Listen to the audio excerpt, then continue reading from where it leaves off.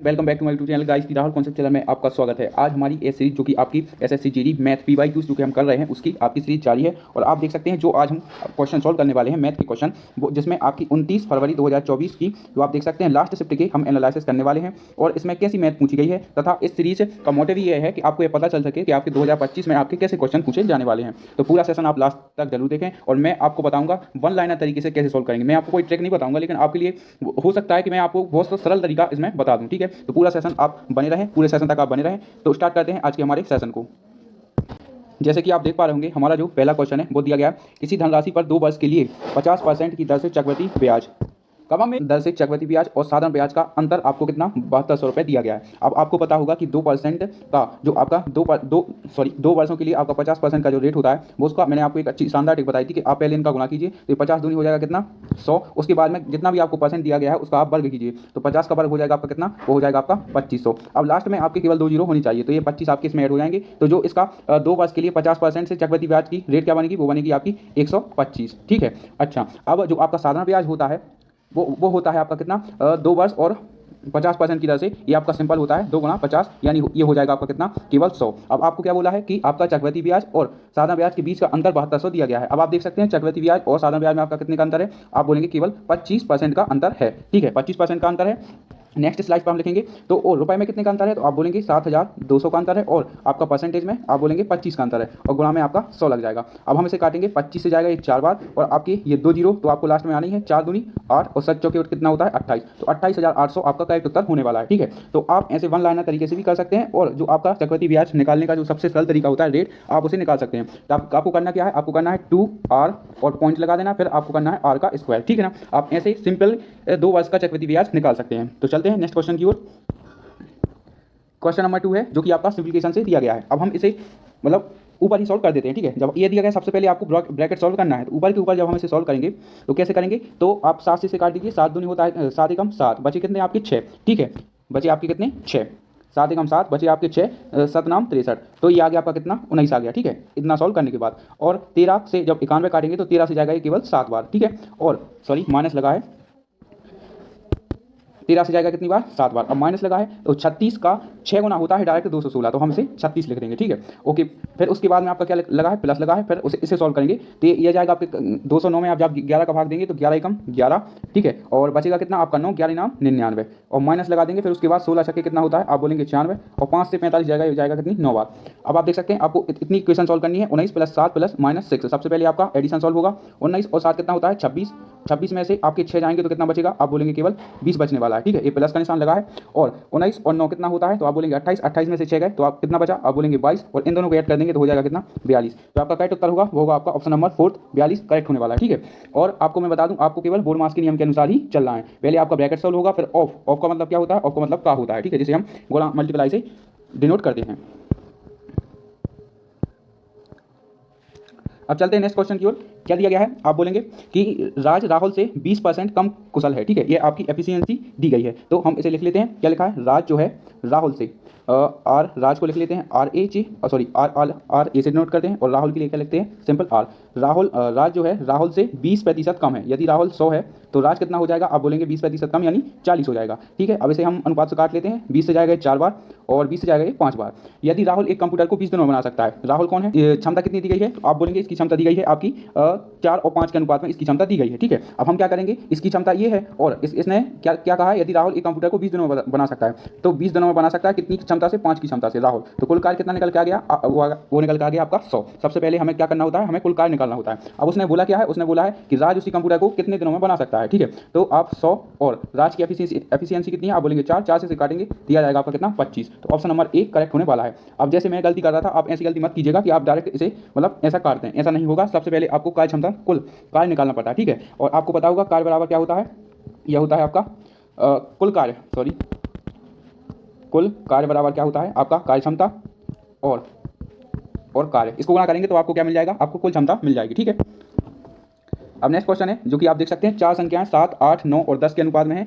इन संख्याओं का योग 67 है। पहली और चौथी संख्याओं का योग बताइए। ठीक है, अब आप देख सकते हैं इसमें आप डिविजिबिलिटी रूल भी चेक कर सकते हैं। क्या बोला उसने, पहली और चौथी संख्या का योग देखना है, तो अनुपात में कितना दिया गया है, आप बोलेंगे 7 और प्लस 10, यह हो जाएगा आपका कितना 17। अब आप ऑप्शन में देख सकते हैं कि आपका ऑप्शन ऑप्शन कौन सा राइट होगा जिसमें 17 का भाग जाने वाला है, तो 17 दूनी 34 इसमें जाएगा, इसमें नहीं जाएगा, इसमें जाएगा और इसमें नहीं जाने वाला है। ठीक है, अब आप आगे चेक कर लीजिए, करना पड़ेगा, तो इसे हम करते हैं पूरा सॉल्व। ठीक है, उसने क्या बोला है, 7, 8, 9 और 10 के अनुपात में इन संख्याओं का योग 68 है। तो आपका 7 + 8 + 9 + 10, ये कितना हो जाएगा, 10 और 9 19, 19 और 8 27, 27 और 3 30 और 4 34। ठीक है, और यह आया कितना आपका 34 आ रहा है। ठीक है, तो 34 से जाएगा कितनी, 2 बार। ठीक है, अब आपने उसने क्या बोला है, पहली और चौथी संख्या का योग, पहली संख्या ये है और आपकी चौथी संख्या ये है, इन दोनों को जोड़ देंगे तो यह जाएगा कितना, 17, और 17 का जब हम दोगुना कर देंगे तो यह जाएगा कितना, आप बोलेंगे 34, जो आपका करेक्ट उत्तर होने वाला है। ठीक है, तो आपको ऐसे सॉल्व करना है। ठीक है, तो आप ऐसे भी उत्तर निकाल सकते हैं। नेक्स्ट क्वेश्चन है, आप देख सकते हैं, वह छोटा पूर्ण वर्ग कौन सा है जो 12 और 5 दोनों से विभाज्य है। ठीक है, अब आपको क्या करना है, 5 की विभाज्यता आपको पता होगा जिसमें लास्ट में 0 या 5 हो। ठीक है, 0 हो या 5 हो तो वह 5 से विभाज्य है। ठीक है, और आपको पता होगा जैसे 12 की कोई विभाज्यता नहीं होती, तो 12 को हम क्या करते हैं, 4 और 3 में से तोड़ लेते हैं। 4 की विभाज्यता क्या होती है, आखिरी के 2 अंक 4 से विभाज्य होने चाहिए, और 3 की विभाज्यता क्या होती है, अंकों का योग 3 से कटना चाहिए। ठीक है, तो सबसे पहले हम देखते हैं उसने क्या बोला, सबसे छोटा पूर्ण वर्ग कौन सा होगा। तो आप इसमें भाग देके देख लीजिए, जिसमें 12 और 5 का भाग जा रहा हो तो इसमें जाएगा क्या, इसमें 12 का भाग नहीं जा रहा, इसमें 12 का भाग नहीं जा रहा है, इसमें जा रहा है, आप देख सकते हैं 12 सत्ते 84 बचा आपका 6, 12 पंचे 60, और इसमें 5 का भी जा रहा है, और उसने पूछा क्या है, सबसे छोटा पूर्ण वर्ग पूछा है। तो सबसे पहले आपकी नजर जो है सबसे छोटी संख्या पर पड़नी चाहिए। यदि इसमें बोला होता सबसे बड़ी, तो आपकी जो सबसे पहले नजर जाएगी वो जाएगी आपकी सबसे बड़ी संख्या पर। ठीक है, तो आप ऐसे उत्तर निकालने वाले हैं। नेक्स्ट क्वेश्चन है, एक टेप रिकॉर्डर की निर्माण लागत 3500 रुपये है। ठीक है, निर्माता टेप रिकॉर्डर को क्रय मूल्य से 30% अधिक पर अंकित करता है और 5% का लाभ प्राप्त करने के लिए डिस्काउंट देता है, तो डिस्काउंट प्रतिशत हमें बताना। सॉल्व करते हैं, आप देख सकते हैं अच्छा खासा कैलकुलेट क्वेश्चन है। ठीक है, फिर भी हम इसे सॉल्व करके बताते हैं। उसने क्या बोला है, टेप रिकॉर्डर का लागत मूल्य यानी आपको सीपी दिया गया कितना, 3500, आपका सीपी दिया गया कितना, आप बोलेंगे 3500, और इसको क्रय मूल्य से 30% अधिक अंकित करता है। ठीक है, मतलब इसको 30% से अधिक यानी हम कहेंगे 130 करता है। आपने यदि पिछली 2 क्लासें देखी होंगी तो मैंने उसमें बोला है कि जब भी आपका 100 से ऊपर की बात की गई हो तो उसे हम 100 में जोड़ देते हैं, सॉरी जब अधिक की बात की गई हो तो हम उसे जोड़ देते हैं, और कम की बात की गई हो तो हम उसे घटा देते हैं। अब 13 का जब हम 5 में भाग करेंगे तो यह जाएगा आपका कितना, 0 तो आएगा ही, 13 पौने 65 का 5 हासिल आई 6, और 13 3 39 और आपका 6 45 होता है। ठीक है, यह आ गया आपका अंकित मूल्य, जो आपका 3500 था उसे बढ़ाकर कितना 4550 कर दिया गया है। ठीक है, अब हम आगे बात करते हैं। फिर उसने क्या बोला है कि ये 5% का लाभ प्राप्त करने के लिए डिस्काउंट देता है। ठीक है, अब हम 3500 का हम निकालेंगे कितना, 5%, 3500 का 5% हम निकाल लेते हैं,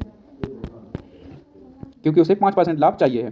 तो 2 जीरो से आपके 2 जीरो कट जाएंगे, और 5 से जाएगा 25 बचा 2, और 5 3 15 और 2 17। ठीक है, अब हम 175 इसमें जोड़ देंगे, तो 175 जब हम इसमें जोड़ेंगे तो ये आपका कितना आ जाएगा, 10 5 का 5 7 5 12, 5 और 1 6, और ये आ जाएगा आपका 4625। ठीक है, अब हम क्या करेंगे,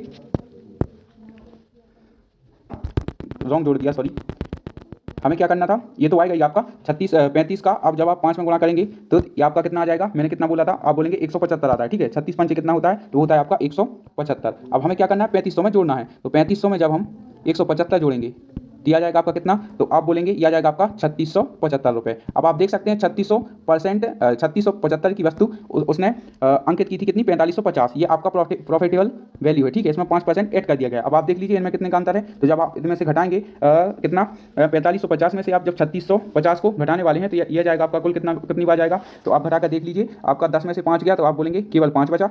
ठीक है, यहाँ पर मैं लाइन खींच देता हूँ, 10 में से 5 गया तो आपका कितना 5 बचा, फिर 14 में से 7 गया तो आपका कितना 7 बचा। ठीक है, ओके, फिर उसके बाद 14 में से 6 गया तो ये आपका 8 बचा। ठीक है, 875 का डिस्काउंट दिया गया है, और डिस्काउंट हमेशा आपका मार्क प्राइस पर दिया जाता है। कितना है, 4550, और गुणा में आपका 100 आ जाएगा। ठीक है, अब इसे हम कैलकुलेट कर लेते हैं, तो 5 से 9 बार, 5 एकम 5 और ये 0। ठीक है, आपका 1 0 से 1 0 कर जाएगा, 5 एकम 5 बचा 3, 5 7 35 और 5 7 35। ठीक है, सॉरी 5 25, अब ये आएगा 91 से, और ये आपका कितना बचा, 175 में आपको 91 का भाग देना है। ठीक है, और 1 0 आपका ए है, तो यह हो जाएगा कितना 1750, और बटे में आपका 91, तो जो ये जाएगा वो जाएगा आपका कितना 19 बार। ठीक है, एग्जैक्ट आपका 19 जाने वाला है, 19 बार ये भाग जाएगा, तो जो आपका करेक्ट उत्तर होगा वो होगा आपका ऑप्शन नंबर 4, केवल 19 केवल ऑप्शन नंबर 4 में दिया गया है, जो कि आपका करेक्ट उत्तर होने वाला है। ठीक है, थोड़ा स्लाइड की कमी है तो थोड़ा आप एडजस्ट कर लीजिएगा, उम्मीद है आपको समझ में आ गया होगा। नेक्स्ट क्वेश्चन की ओर चलते हैं। बी का 63%, 238 का 36% है, तो बी का मान ज्ञात कीजिए। ठीक है, अब ये सारे कैलकुलेटेड क्वेश्चन पूछे गए आपकी 29 फरवरी की शिफ्ट में। ठीक है, तो इसे करते हैं बी का 63%, उसने जैसा बोला है आपको वैसे ही करना है। बी का आप लिख लेंगे कितना 63% बराबर कितना 238 का 36%, तो आपको क्या बताना है, बी का मान बताना है। तो इसे सॉल्व करते हैं। सबसे पहले तो आपकी ये 2 जीरो से आपके 2 जीरो जाने वाले हैं। ठीक है, अब 7 से इसे काटते हैं, 7 से जाएगा कितनी 9 बार जाएगा, और यह जाएगा आपका 9 से काट लेते हैं, ठीक है। तो 9 से जाएगा ये 4 बार और 9 से जाएगा कितनी बार, 7 बार, ठीक है। और 7 से इसे काट लेते हैं तो 7 3 21 और 7 चौके 28, ठीक है। 34 बार आपका ये चला गया। अब आपको क्या करना है, सिंपली v बराबर 34 और गुणा 4, तो इसे हम गुणा कर लेते हैं। दिया जाएगा कितना, 4 से 4 का गुणा जब 4 में करेंगे तो आ जाएगा 6 50 1 4 3 12 और 1 13। तो जो आपका करेक्ट उत्तर होने वाला है वो होगा आपका ऑप्शन नंबर 1 आपका करेक्ट उत्तर होने वाला है, ठीक है। थोड़ा कैलकुलेट क्वेश्चन है लेकिन आप जल्दी कर सकते हैं, आपकी प्रैक्टिस हो जाएगी, ठीक है। नेक्स्ट क्वेश्चन की ओर चलते हैं। यदि दो मात्राओं का योग उनके बीच के अंतर का 6 गुना के बराबर है। अब ऐसे क्वेश्चन में मैं आपको सबसे ज़्यादा प्रेफर करूंगा आप ऑप्शन से जाइए, ठीक है। उसने क्या बोला है, दो मात्राओं का योग उनके बीच के अंतर का 6 गुना है। अब जैसे ऑप्शन नंबर पहला ले लेते हैं, तो दो मात्राओं का योग क्या दिया गया है, अनुपात 7 और 5 दिया गया है। सबसे पहले दोनों मात्राओं का योग 7 और 5 कितना होता है, 12, उनके अंतर के 6 गुने के बराबर। इनका अंतर कितना दिया गया है, आप बोलेंगे योग तो 12 है, अंतर कितना दिया गया है, 2 दिया गया है। अब इसका 6 गुना है क्या ये 12, तो आप बोलेंगे बिल्कुल है, तो आपका करेक्ट उत्तर यही हो जाएगा, ठीक है। ये आपका उत्तर होने वाला है। अब आप बोलेंगे कि ऑप्शन नंबर दूसरा भी एलिमिनेट करके देखें, तो 5 और 2 कितना होता है, आप बोलेंगे 7, और 5 और 2 में अंतर कितना है, वो है आपका 3। क्या आपका 3 6 के बराबर है, 3 का 6 गुना है 7, नहीं है, तो ये आपका गलत हो जाएगा। तो आपको ऐसे ऑप्शन एलिमिनेट करके देखना है और आपका उत्तर भी जल्द आने वाला है, जो कि आप देख सकते हैं। आपका अंकित मूल और विक्रय मूल का अनुपात 3:2 है और डिस्काउंट प्रतिशत आपको ज्ञात करना है, ठीक है। तो इसे सॉल्व करते हैं, आपको कुछ नहीं करना है, आपको सब कुछ दिया गया है। आप क्या बोलेंगे, अंकित मूल और विक्रय मूल, तो आपको डिस्काउंट हमेशा किस पे, अंकित मूल पर दिया गया है। कोई भी चीज़ आपकी कितनी 3 रुपये की थी, उसे बेचा कितने में, 2 रुपये में गया है, तो डिस्काउंट कितने का दिया गया होगा, आप बोलेंगे 1 का। और किस पर डिस्काउंट दिया जाता है, मैंने अभी बताया आपको, अंकित मूल पर, और गुना में 100, और 1/3 100 का जब आप 3 में भाग करेंगे तो आ जाएगा आपका कितना, 33.33। इसका करेक्ट उत्तर होने वाला है। यहाँ पे हम कहेंगे कितना, 33 सही 1/3 जिसका करेक्ट उत्तर होने वाला है। तो ऑप्शन नंबर 1 आपका करेक्ट उत्तर हो जाएगा। तो आपको इसमें तो सब कुछ डाटा क्लियर था। आप आगे चलते हैं। नेक्स्ट क्वेश्चन, किसी धनराशि पर 5 वर्षों के लिए साधारण ब्याज और मूलधन के 25% के बराबर है, तो कितने वर्षों में ब्याज मूलधन के बराबर हो जाएगा, ठीक है। अब इसमें थोड़ा घुमावदार क्वेश्चन है लेकिन आप कर लेंगे। इसमें क्या बोला है, किसी धनराशि पर 5 वर्षों के लिए 5 साल में साधारण ब्याज मूलधन के 25% के बराबर है, ठीक है। सबसे पहले हमने माना क्या, मूलधन हमेशा 100% होता है और मूलधन के 25% के बराबर है। तो हमने ब्याज क्या माना, ये आपका सीपी है, और इंटरेस्ट हम क्या मानेंगे, इसका 25%, तो हो जाएगा कितना, आपका 25 हो जाएगा, ठीक है। तो कितने वर्षों में ब्याज मूलधन के बराबर हो जाएगा। अब आपको पता है कि यह आपका 5 वर्षों में कितना हो रहा है, 25 हो रहा है। तो आपसे पूछा क्या है, आपका 100 गुना कितने में, मतलब मूलधन के बराबर कितने में हो जाएगा, कितने वर्षों में हो जाए, तो 25 चौके 100 और 5 से 4 बार, तो 5 चौके 20 वर्षों में आपका कितना, 100 गुना हो जाएगा। उम्मीद है आप समझ रहे होंगे, और नहीं भी समझे हैं तो मैं आपको एक बार और समझा देता हूं। आपको कुछ नहीं करना है, आपको जैसा कि पता होगा कि सीपी हमेशा आपका 100% माना जाता है, और उसने क्या बोला है, साधारण ब्याज मूलधन के 25% के बराबर है, ठीक है। यदि हमने सीपी 100 माना है तो इसका ब्याज कितना होगा, 100 का 25%, आप बोलेंगे 25 हो जाएगा, और ये आपका 5 वर्षों में, ठीक है। आगे क्या बोला, कितने वर्षों में ब्याज मूलधन के बराबर हो जाएगा, मतलब ब्याज आपका 100 हो जाएगा, तो 5 वर्षों में 25, ठीक है। तो आपका 100 5 वर्षों में आपका 25 रुपये आपको ब्याज मिल रहा है, तो 100 रुपये कितने वर्षों में होंगे, तो आप बोलेंगे यह जा रहा है आपका कितना, 4 बार जा रहा है, तो इसमें भी हम 4 का गुणा कर देंगे, दिया जाएगा आपका कितना, 20 वर्षों में आपका 100 रुपये आपको ब्याज मिलने लगेगा। अब आते हैं हम नेक्स्ट क्वेश्चन, जो कि आपका समय दूरी व चाल से दिया गया है। मैं आपको इसका एक सबसे आसान तरीका बताता हूं। आपको जैसा कि पता होगा कि हम आपका समय और कार्य में कैसे सॉल्व करते हैं, आपको पता होगा एलसीएम लेकर हम सॉल्व करते हैं, तो इसका भी हम एलसीएम लेकर सॉल्व करने वाले हैं, और यकीन मानिएगा आपका बहुत ही मिनटों में आपका उत्तर निकलने वाला है। इसमें क्या बोला है, 8 किलोमीटर, 16 किलोमीटर, 24 किलोमीटर और 32 किलोमीटर की 7 किलोमीटर की 4 समान दूरियां तय की हैं, तो उसकी औसत चाल बताइए। हमें इस 7 से कोई मतलब नहीं रहेगा, ठीक है। जैसे कि हम एलसीएम निकालते थे आपका समय और कार्य में, इसमें भी हम एलसीएम निकालेंगे। तो आपको चाल कितनी दी गई है, आप बोलेंगे 8, ठीक है। फिर उसके बाद में आपको 16 दी गई है, फिर उसके बाद में आपको 24 और फिर उसके बाद में 32। अब इनका एलसीएम कितना होगा, तो आप बोलेंगे ये आपका एलसीएम आ जाएगा कितना, 96 आपका एलसीएम आने वाला है, ठीक है। 18 से 8 से चला जाएगा और आपका सभी से इसमें भाग चला जाएगा, तो ये आ जाएगा आपका कितना, 12 बार, और 16 से जाएगा कितनी बार, तो ये जाएगा आपका 16 छक्के 96 होता है, ठीक है। 16 छक्के 96, फिर उसके बाद में यह जाएगा आपका 24 चौके 96, 24 चौके 96, और यह जाएगा आपका कितना, 3 बार, 3 दूनी 6 और 3 त्रिका 9। अब हम इन्हें जोड़ लेंगे। अब उसने क्या बोला है, 7 किलोमीटर की 4 समान दूरियां, ठीक है, 4 बार समान दूरियां उसने तय की हैं, ठीक है। तो हमें कुछ नहीं करना है, सबसे पहले हम 96 में हम 4 का हमें गुणा कर देना है, बस आपको इतना काम करना है। जितनी वो दूरी बोले आपको उतनी से उसमें गुणा कर देनी है। तो 96 से 4 टाइम्स, और उसके बाद में इन जैसे हम एफिशिएंसी इनको क्षमता को जोड़कर उसमें भाग देते थे, तो आपको ऐसे करना है, 12 और 6 18, 18 4 22 और 3 हो जाएगा आपका कितना, 25। अब 6 का जब हम 4 में गुणा करेंगे तो 6 चौके होता है कितना आपका 24, और 9 छूम चौवन 9 चौके 36, और आपका 2 38, ठीक है। तो यह आ जाएगा 384/25। तो ये आपका करेक्ट उत्तर होने वाला है, ठीक है। और आपको यदि यह तरीका पसंद नहीं आया है तो आप अपने तरीके से भी सॉल्व कर लेना, आपको उत्तर यही आएगा, ठीक है। आपको कुछ नहीं करना है, बस समय कार्य से आपको इसे सॉल्व करना है। और जितनी भी वो दूरियां बोले, उसने क्या बोला है, 4 समान दूरियां, ठीक है। तो एलसीएम में आपको 4 समान दूरियों का गुणा कर देना है। यदि उसने बोला 2 समान दूरियां तय की हैं तो आपको 2 का गुणा कर देना है, और ऐसे में भी आपका समय कम बचेगा और आपका उत्तर भी जल्दी निकलने वाला है। नेक्स्ट क्वेश्चन है जो कि आप देख सकते हैं समय और कार्य से दिया गया था, तो इसे हम सॉल्व करते हैं। इसमें क्या दिया गया है, सी और डी मिलकर एक काम को 40 दिनों में पूरा करते हैं, ठीक है। तो सी और प्लस डी आपका कितने दिन में, 40 दिन में आपका काम कर रहे हैं, ठीक है। सी डी से 40% अधिक कार्य कुशल है, ये आपकी क्षमता का अनुपात दिया गया है। सी जो है डी से, माना आपका डी 100 है तो सी जो है डी से 40% अधिक है, ये आपका 140 हो जाएगा, ठीक है। मैंने आपको पिछली क्लास में भी बताया है। 20 से काटेंगे, 20 से 7 बार, 20 से 5 बार। अब उसने क्या बोला है, सी और डी 40 दिन में कोई काम करते हैं और क्षमता कितनी है, तो आप बोलेंगे क्षमता इनकी 12, ठीक है। 12 की क्षमता से 40 काम करते हैं, यानी कुल कार्य कितना निकल के आ गया, तो 40 गुणा आपका 12, तो ये आ गया आपका कितना, 480, ठीक है। ये आपका आ गया कुल कार्य, ठीक है। अब उसने क्या बोला है कि आपका सी अकेला उसी काम को कितने दिन में करेगा। सी की एफिशिएंसी कितनी है, मैंने अभी आपको बताया 7 है, ठीक है। तो 780 कुल काम 480 कुल काम सी 7 की क्षमता से करेगा, तो उसे कितने दिन लगेंगे, तो आपका ऑप्शन नंबर 4 सही होने वाला है। 480/7 दिन में आपका कार्य समाप्त हो जाएगा, ठीक है। तो ऐसे आपको सॉल्व करना है। नेक्स्ट क्वेश्चन है और ये आपका एलसीएम एचसीएफ से दिया गया है और मैं इसकी भी आपको एक वन लाइनर तरीका बताता हूँ। उसने क्या बोला है, दो संख्याओं का गुणनफल 4107 है, यदि महत्तम समावर्तक यानी एचसीएफ इनका 37 है तो बड़ी संख्या यानी एलसीएम आपको बताना है। अब मैंने आपको पिछली क्लासों में बताया था कि आपकी दो संख्याओं का गुणनफल ए गुणा बी बराबर एलसीएम गुणा एचसीएफ हमेशा बराबर होता है, ठीक है। एलसीएम और एचसीएफ का आप गुणा कर लीजिए और पहली और दूसरी संख्या का गुणा कर लीजिए, वो हमेशा आपकी आपस में बराबर होती हैं, ठीक है। तो आपको इसमें पेन भी नहीं उठाना है। कैसे नहीं उठाना है, आपको पता है दोनों संख्याओं का गुणनफल कितना दिया गया है, 4107 दिया गया है, ठीक है। और इसका एलसीएम हमें नहीं पता है, लेकिन आपको एचसीएफ कितना दिया गया है, 37 दिया गया है। तो आप देख सकते हैं यहाँ पर यूनिट डिजिट यानी इकाई अंक 7 है, तो आप एचसीएफ का गुणा किस संख्या में करें कि जिससे कि आपका यूनिट डिजिट आपका कितना 7 आ जाए, ठीक है। तो आप देख सकते हैं जब आप 4 में करेंगे, पहले ऑप्शन से चलेंगे तो यूनिट डिजिट आपका 4 है, 4 का गुणा जब आप 7 से करेंगे तो आपको इकाई अंक 2 मिलेगा, ये अपना उत्तर नहीं होगा। दूसरे से चलेंगे, फिर आपका 4 है तो इससे नहीं जाएगा, लेकिन 7 का जब आप 1 में भाग देंगे तो आपका 7 ही आने वाला है, ठीक है। तो ये आपका करेक्ट उत्तर हो जाएगा। फिर आप 0 में 7 का गुणा करेंगे तो आपको 0 ही मिलेगा, तो ऑप्शन नंबर 8 आपका करेक्ट उत्तर होने वाला है। और मैं आपको बताऊं, आप कैलकुलेटर उठाइए और इसे चेक भी कर लीजिए, आपका उत्तर यही आने वाला है, ठीक है। तो आपको कुछ नहीं करना है, सबसे ज्यादा जो सॉल्व करते हैं वो इकाई अंक से क्वेश्चन सॉल्व करते हैं, और यही टेक्निक आपको भी आजमानी है, तभी आप एसएससी जीडी में अच्छा स्कोर कर सकते हैं। नेक्स्ट क्वेश्चन है, एक वस्तु को 2352 रुपये में बेचने पर एक व्यक्ति को 752 का लाभ होता है, ठीक है। तो लाभ प्रतिशत आपको बताना है। भाई साहब 2352 रुपये में कोई वस्तु बेच रहे हैं जिसमें उन्हें 752 का लाभ होता है, तो आपको 2352 में से सबसे पहले आपको लाभ हटा देना है, ठीक है। तभी आप लाभ प्रतिशत निकाल सकते हैं, मतलब क्रय मूल्य निकाल सकते हैं। तो 752 इसमें से हम हटा देंगे तो 52 में से 52 जाएगा आपका 0, और 13 में से जब आपका 7 जाएगा तो ये आएगा आपका कितना 6, और ये आपका 1600, मतलब इसका जो क्रय मूल्य था वो कितना था, आप बोलेंगे 1600 आपका क्रय मूल्य था और 752 का इस पर प्रॉफिट है। तो लाभ प्रतिशत आपको बताना है, 2 जीरो से आपके 2 जीरो कर जाएंगे, 16 से जाएगा कितनी बार, 16 चौके 68, ठीक है। और फिर उसके बाद में कितना बचा, तो आप बोलेंगे यह 16 चौके 68 और आपका 7 बचा, ठीक है, 72 हो गया। फिर से जाएगा आपका कितना 16 सत्ते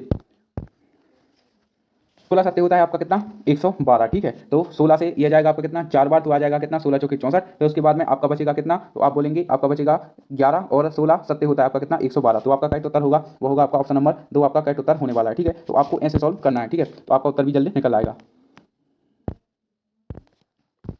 अब औसत का जो सवाल दिया गया है, मैंने आपको पिछली क्लास में भी बताया था, 9 क्रमागत प्राकृतिक संख्याओं का औसत 51 है, ठीक है।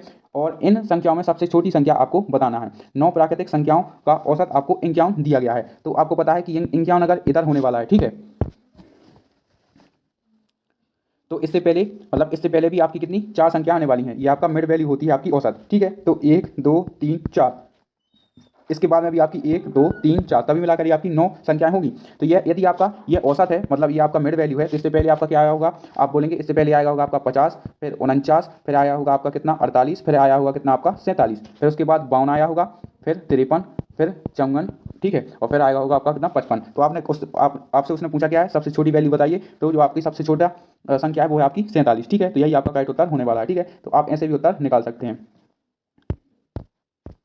अब आते हैं सबसे लास्ट में क्वेश्चन पे, और ये एसएससी जीडी का सबसे मतलब आप बोल सकते हैं फेवरेट चैप्टर तो है ही, और उसके साथ ही फेवरेट आपका क्वेश्चन भी है, और ऐसे क्वेश्चन आपके बहुत बनते हैं। अंकित एक कुर्सी 25% की हानि पर बेचता है, ठीक है। सबसे पहले हमें क्या करना है, आपको 100 की चीज़ उसने 25% की हानि पर कितने में बेचा, 75 में बेचा, ठीक है।